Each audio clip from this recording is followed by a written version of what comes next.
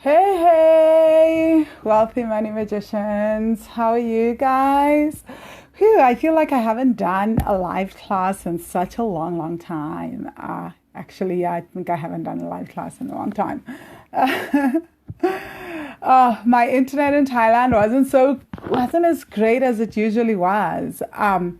As it usually is, and I'm heading back to Chiang Mai in a few weeks. But I'm in South Africa, at my paternal grandmother's house where my aunt lives now, and it's really cool. I think I don't know if I've ever shared the video of Aunt Ray on here. I'll have to share it on here where Aunt Ray's talking about her money journey and everything. Hi, Donna. Oh, wow. You're saying at the bus stop watching me. Good morning. I know it's like, I don't know what time it is in New York, but I think it's early morning. I know that was 6 hours ahead, I think, in South Africa. Anyway, wow, this week there's been such an interesting pattern with my coaching clients, at least my Black women coaching clients, that has come up. And I've been like, oh my God, I really should discuss some of these things in this group, right? So there's been many topics, but the one that's come up that I've really started to grasp, and that I think I've known for a long time because I've did different work on myself on this, which is one that we have this fear of running out of money, and then there's the fear of not enough money. So these are actually not the same fears. I can't believe it took me so long to actually differentiate it, even though I coach on this, and to actually share here, right? So am I late? I'm always late. No, you're not. Sanda Sankosi. Nope, you're not at all. Actually, I just started the live class. Okay, so let's talk about the fear. Let me just touch on the fear of not having enough money. I think I always touch on this in some way. I mean, I don't always just like actively go into it. And it's something that I'm going to be working with the money magic students, like these two different fears. I mean, they don't know that because we just finished a 16-day income challenge and people are still like, I can't process anything. So I'm just like, okay, now we have a whole month of working on these two fears, which I'm so passionate about and I love, right? Because the fear of not having enough money, the way that it plays out is that you never feel like you have enough. So what most of us do is we start to affirm it away. I have enough money. I have enough money. I have enough money. And guess what? You're actually not in a space of accepting the situation, and you're fighting what your subconscious mind is seeing. You're fighting the reality, the feelings that are going on in your subconscious mind, and you never have time to actually just be with those emotions, right? And to be with the trauma that your body is telling you, right? And the crazy thing is, I've had lots of money in my account, and I've had like a zero and overdraft, right, in my account. And I can tell you that there was a time when I had like constant six figures in my account for a whole year, and it never felt enough. Like, I'm talking about where the money never dipped below that. And I was more panicked then than when I didn't have any money, right? Which was so fascinating for me because I was just starting out on my expansion journey. I just paid off all my debt. I'd become debt free. I started traveling. I'd done all the things that I teach, right? And I'd seen the shifts. And then suddenly there was this obsession for a whole year with, I don't have enough money. And it didn't make sense, right? Because what I was looking at in my bank account and what I was feeling weren't correlating.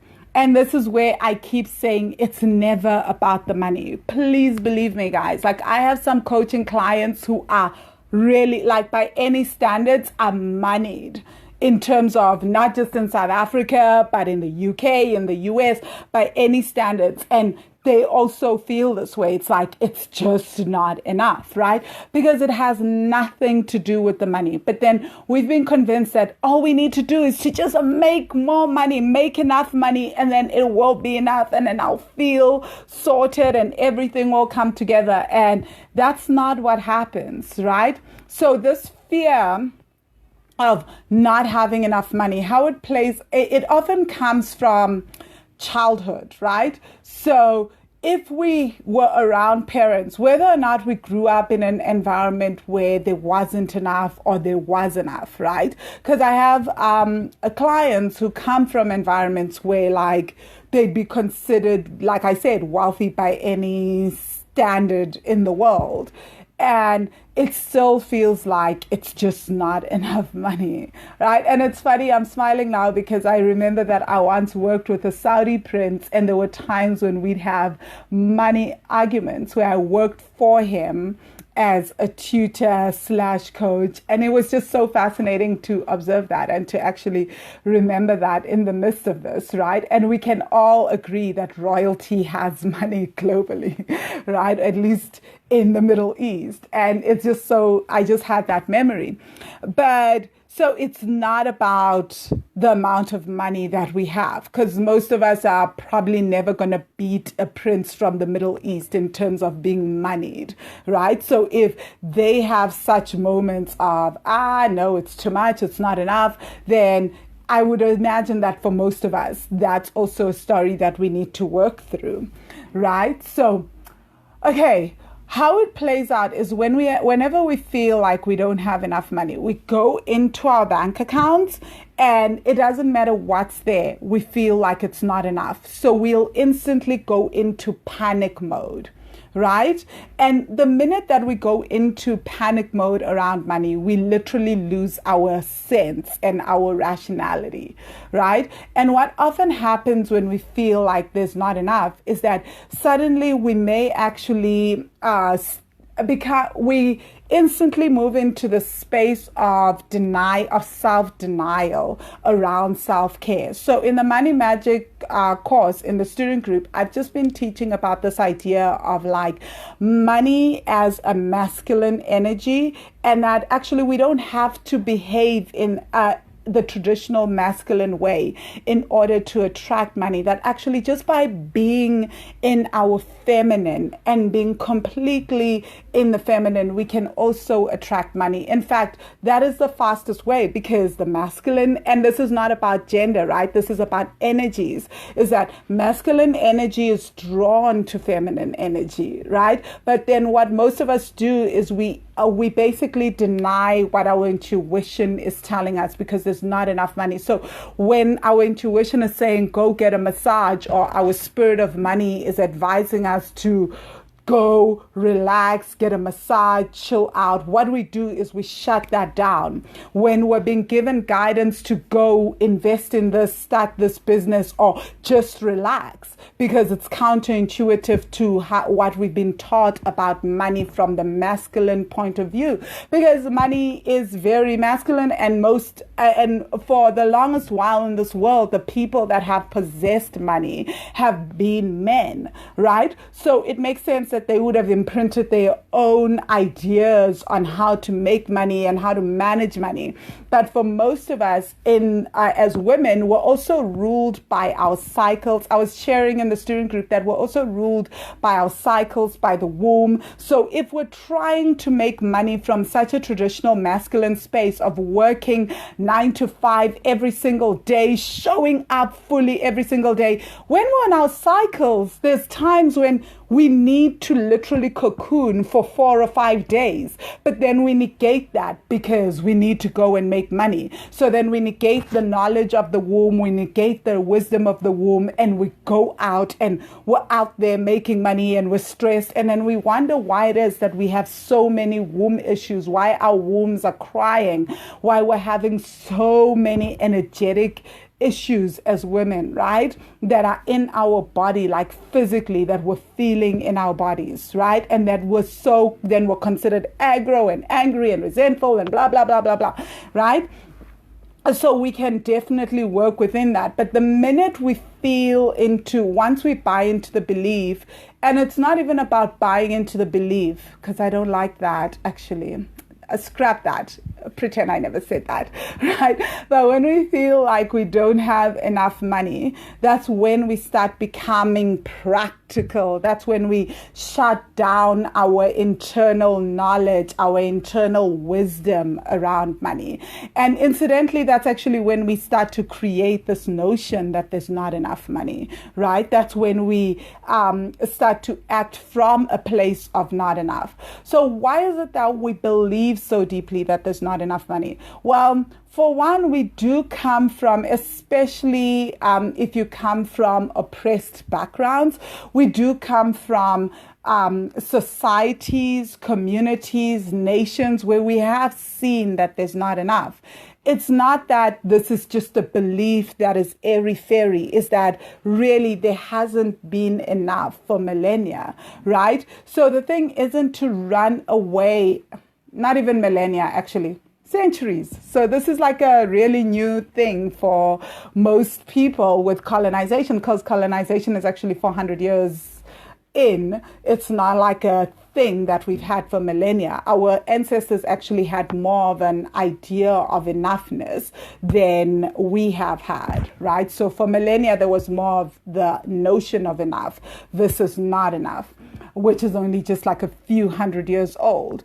So when we feel that, it's because it comes from somewhere, and it's a trauma, because there's something within our souls that knows. So this is also tied to the God wound, which I teach in the Money Magic course, which is this idea that we know that we are divinity, right? That our soul knows that we are divine, and that we are actually God in human form, and that we have the ability to heal ourselves, to create, right? To be innovative, to be creative, to do so much. So when we observe this at a very young age, it did something to our souls and it hurt us.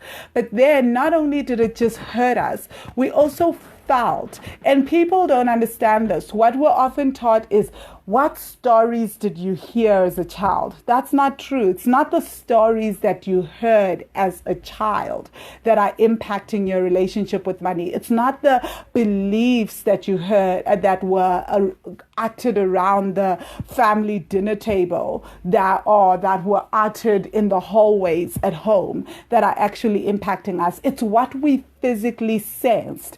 As children, we're very open, right?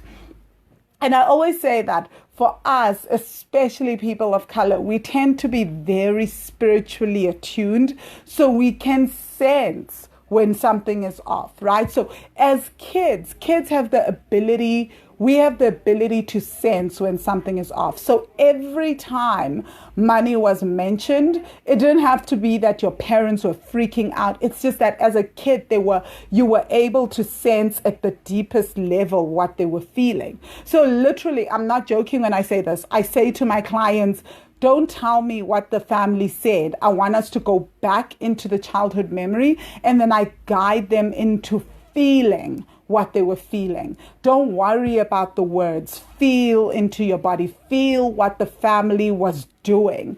Feel how everyone was reacting at that holiday or during when money was there, right? And that's where we get the notion. Those sensations and those energy, that feeling is where we start to understand that, oh, there's something wrong with money, that there's not enough money. And that's why we need to go into our bodies. It's not just about working with the mind. It's about feeling into the body, going into all those memories and healing those memories. And I believe that's actually why the Money Magic course is so powerful, because that's what the basis of the meditations is. It's not about hearing and changing the imagery. It's about really being fully in our bodies, right? And getting to what thoughts we then stored in the body, right? So and when we feel that there's not enough, it will be that we start to reject money. We'll start to feel resentful around money. We'll start to hate money. There'll be so many other emotions that come because of this thought that there's not enough. Because who wants to work and never feel like they never have enough money? Right? It's like you feel cheated around money. And who wants to be with a lover that they feel is always cheating them, right? That's always shortchanging them. And so then this brings me to the idea that, because we feel that there's not enough money, when we manage money, there's a secondary thought under that, which is that money will run out, right? And when we believe that money will run out, we will literally spend money as fast as possible, which is so counterintuitive, right? Because the idea is that we're scared that money will run out. So we think that we're going to save money.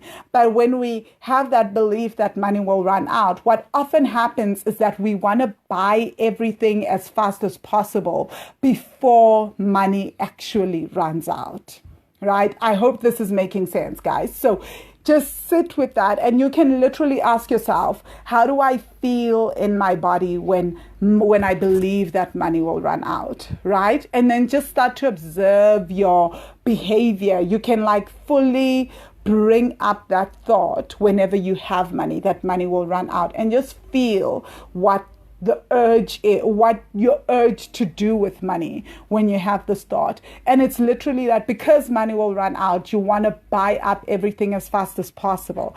And I remember this was one of my main thoughts, was that as soon as I got paid, when I was living in Orlando, Florida, and I was working on the cruise ship, it was my thing. Whenever I got paid, I would have this belief that it's not enough money, and my secondary thought would be money will run out. And the next thing that I would do, it wasn't that I will put money in the bank account. It was, I must get everything I need now before money runs out. So then I bought all these things that I never ever needed. I would constantly buy things to prepare myself for that idea of money running out, right? And again, this is not one of those things that, money won't run out. If there's deep trauma in the family, like for example, if you grew up in a family where whenever there was a month end, right, the month end hype, or whenever parents got paid every 2 weeks, and then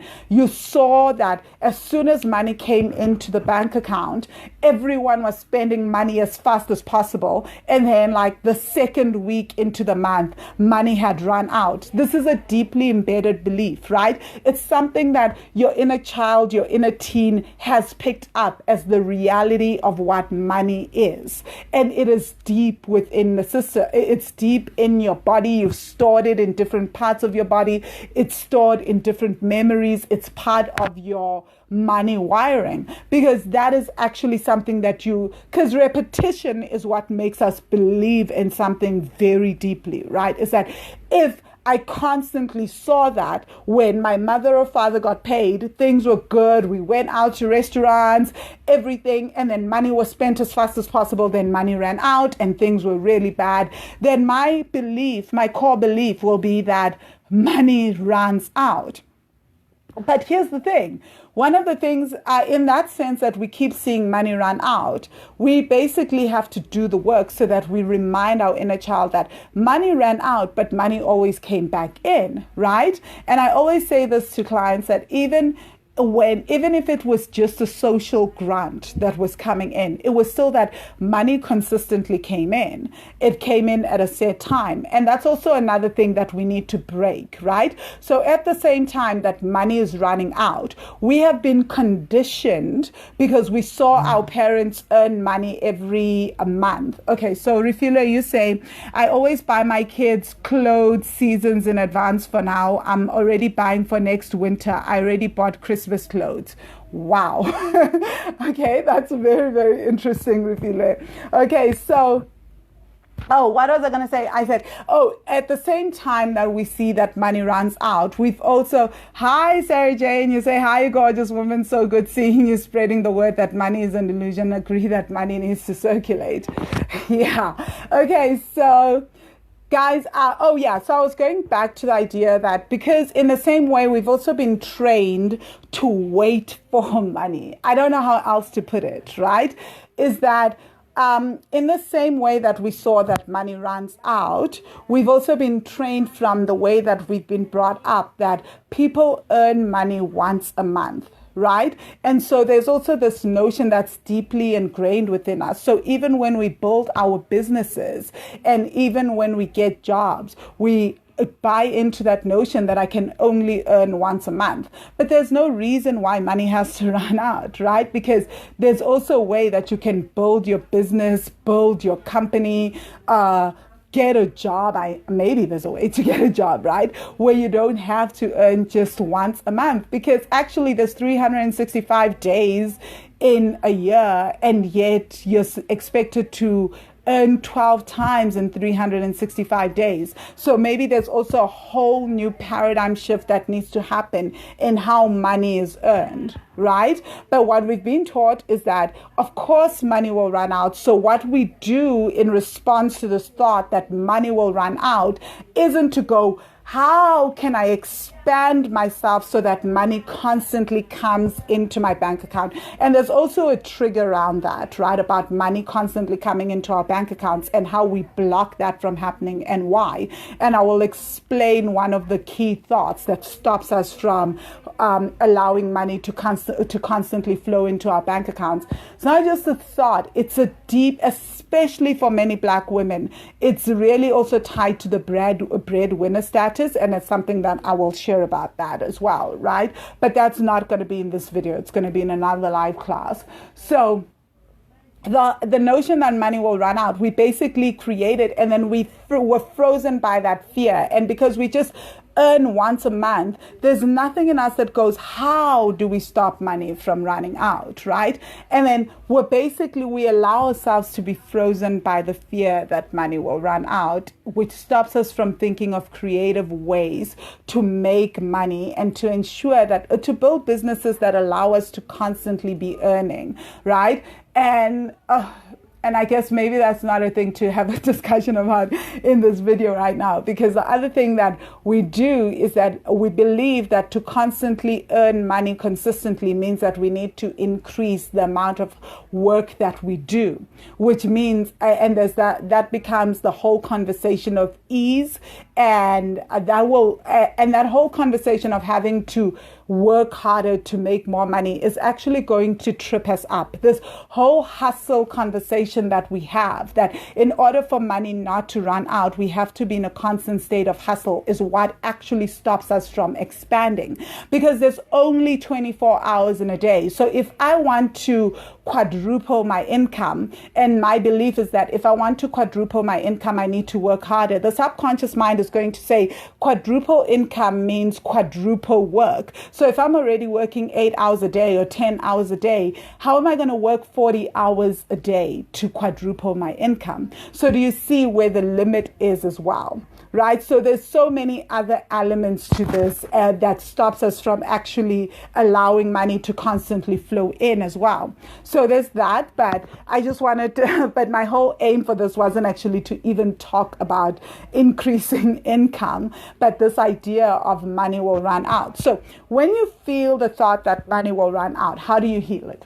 Okay, when you feel that panic that comes with it, the first thing that you need to be doing is you need to be working on your money trauma, because there is a money trauma in observing this thing that you interact with on a daily basis, that your family interacts with on a daily basis, arriving at month end or arriving every week, and then everybody's spending as much as possible, and literally because the thought is money will run out, most of our parents, what they would do, parents and family members, what they would do when money comes in is that I must go fill up the grocery trolley and I must go buy clothes as soon as the money arrives, because the money will run out. This is why we also have this whole thing, especially in South Africa, about payday, right? Month end, that we all go to the shops and you fill up the trolley as much as possible because money will run out. So now that I have money, I must buy everything at once. But what often happens is that you don't have time to see the money in your bank account. You don't have time to sit with the money in your bank account. And so you spend it as soon as possible. And then you don't have time to figure out where the money could go and how you could spend it better, right? And there's no point in me saying that affirm it away, chill with it, because if the trauma is really deep, then you won't be able to do that. You'll actually feel tons and tons of panic. So you have to literally just train yourself to sit with the thought and be with the thought, be with it in your body. So what I do in the Money Magic course and with students is that we just learn to do inner child work around that. So there's tons of different meditations that we do in order to work with this thought, right? So I hope this made sense, guys. I gotta go. I've actually got a brunch meeting that I'm already late for, just friendship situation. So Vangile, you said, and you are right, month end and busy buying all the things that I will see later that I don't need. Yep. And Refila, you say, growing, there were times when I needed clothes, but my parents couldn't buy for me because they never bought when they had enough money. Yeah, so Refila, what you're doing right now is you're basically mothering your inner child in the way that you wished you'd been mothered.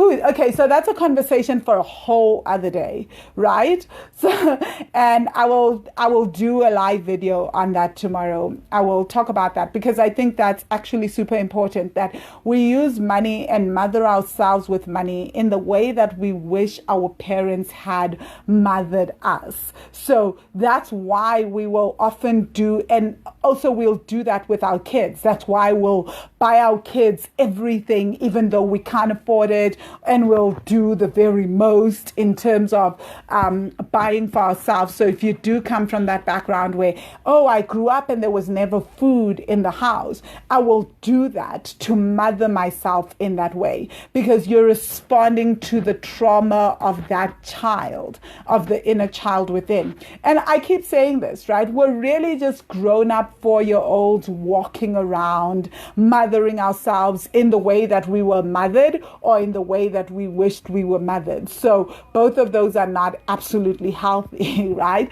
Because that's when we end up like, if you were a child that was denied, where you saw other kids have ice cream and junk food growing up and then you couldn't afford it. As an adult, you will make sure that you buy yourself all those things, but that isn't the healthiest way to mother yourself, right? Is that like the healthiest way maybe actually eating healthier and foregoing the junk food? But because that's what your inner child needs and wants, you'll find yourself in that cycle, and it will work with clothes or work with anything, right? And unfortunately, money is the tool that we use to do that, to mother ourselves. So Nomusa, you say, fear is holding me back to go into business. Yeah. Well, there's many elements of fear. So you have to figure out what fear is it exactly? Where does that fear come from? Where do you hold it in your body? Right? So if you are a Money Magic student, I would say to you, head to the lesson 1 meditations and just learn to dance with the fear. Don't run from the fear. Learn to surrender to it, right? Anyway, guys, I'm done. Let me head off to this lunch. I think I shared on Valentine's Day how I take myself out for Valentine's and all the stuff. And I met a woman there, and she was, we've been friends ever since. She saw me eating on my own on Valentine's Day, and she asked to join me because she was also on her own. And since then, we've been friends. And so I'm going to meet her, and we're going to meet at our spot where we met. So it's really cool. Always making friends and connecting with people. Okay, cheers.